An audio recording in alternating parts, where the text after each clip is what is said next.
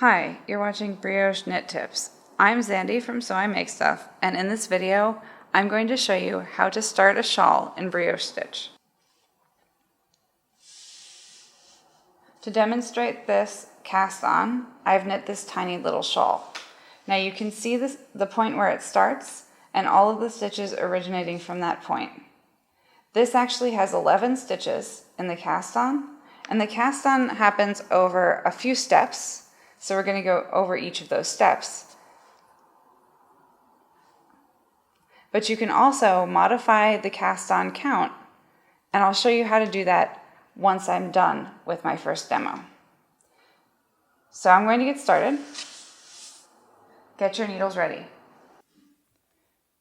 The first step in the cast on is to tie a slip knot. And in our slip knot, I want this shorter tail to be the slip side. So I'm going to tie the knot, and the loop that's going to go through the center is going to be the short tail. And you can see here, that's what moves if you pull it. Then I'm going to take my needle and put that onto it, just like as if it were a normal stitch. And we're going to actually work into that like a stitch. So I have my other needle here, and the first knit step, the first knit step is to knit yarn over knit increase into this single stitch. So knit into the stitch as you normally would, but don't pull the original stitch off the left-hand needle. With the stitch spanning both needles, yarn over between the needle tips, and then knit into the stitch again, this time slipping it off the left-hand needle, and then pull your short tail so that it's tight. You've now turned one stitch into three. Now I'm going to make sure that my yarn is extending, from the right side. So just like that, because we're going to be knitting from that side later. And I'm going to take my light color yarn, and I'm going to start the big increase here. And I'm going to be doing what we would normally call a brioche 8-stitch increase into that. That's going to take 3 stitches and turn it into 11, okay? So to begin the row, I'm just going to slip a stitch purlwise. Then into the next stitch, I'm going to do that 8-stitch increase. So that's knit into the stitch, pull it through, but don't slip it off the left-hand needle, yarn over between the needle tips, knit into the stitch again, don't pull it off the needle, yarn over, and do it again. That should get us 6 stitches.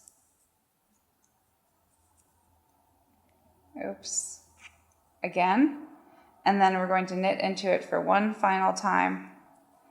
1 stitch becomes 9, and then I'm going to slip the last stitch, the dark stitch.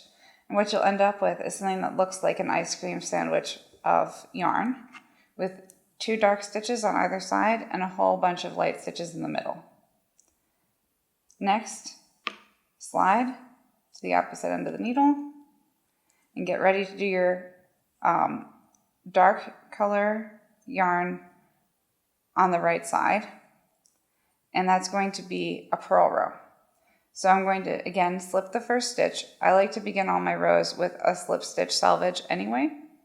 So that's a slip stitch, purlwise. Then I'm going to slip 1 yarn over and purl 1. And I'm going to repeat that to the end of the row. So slip 1 yarn over, purl, again,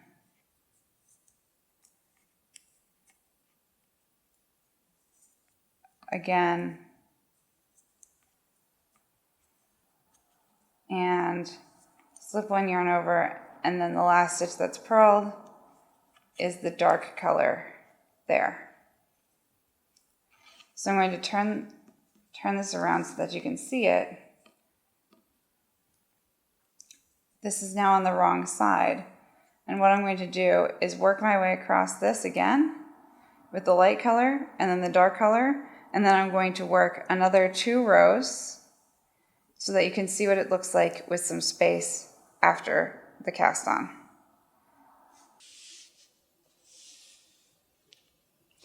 When you look at what I've just made compared to what I showed you at the beginning of the video, you can see how they're very similar.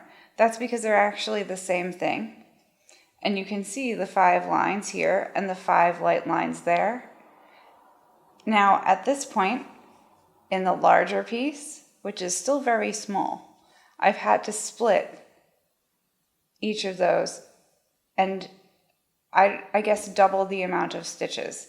So it's kind of like a pie shawl situation where, you know, as it grows out, it gets tight and you need to expand it. So I've started to expand it there just so that it can make this half circle shape. And if you were to keep knitting, you'd notice that it starts out expanding, and if you don't increase any stitches, it just goes up in a straight line. But other than that, that would be in the pattern that you're using, okay? So anything that starts with 11 stitches, when you do your stitch pattern, you can use this for instead of whatever center's there. Or if you're working with one of my patterns, I'll instruct you on how to do this. And I just think it's very clean. So there's one other thing I'd like to show you. I'd like to show you an example of what happens when you start with a different number other than 11. So I'm going to take this back and we'll start again with a cast on that gives us a smaller number. So like I said, I just want to show you another number of stitches that you can do with this cast on. And from there, I think that you'll be able to figure out the rest of any number that you need. So I've already gotten to the point where I have my slip knot and my knit yarn over knit into it in the dark color. And I'm just ready to add my light color. And the same thing's going to happen. I'm going to slip one, and then into the center, I'm going to do an increase.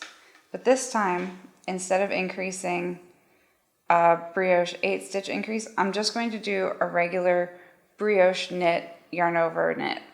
So I'm going to knit into the stitch, yarn over between the needle tips, knit into it again, turning 1 stitch into 3, and then I'm going to slip the last one. You can see how much easier that is to do. Then I'm going to do the dark row, and I'm going to continue doing this on my own and show you what it looks like when we get back. Here are my 2 examples. Remember, this one is 11 stitches when you hit these rows before you do your increases, and this one is actually only 5 stitches, and you can see that that one has 5 light lines and this one only has 2 of them. Now the reason that I'm showing you this is because you saw exactly how to do it, and for stuff like this I've started what's going to become a triangle shape. This would be the point of something that goes out and then back in. This is much more useful than something big that creates a half circle to have this little point. And it's also very clean, very simple, and it has that dark color border going all the way around, even at the point. So I just wanted to make sure that you could see how to do that. I hope that you got a lot out of this video, and I hope that you put this technique to use in your own brioche projects. If you do use this in one of your projects, definitely post on Ravelry and let me know, because I'd be happy to share with my Instagram followers whatever you put this to use in, so that they can see how cool this little cast on trick is. I'll see you soon. Have fun doing your brioche knitting. Bye.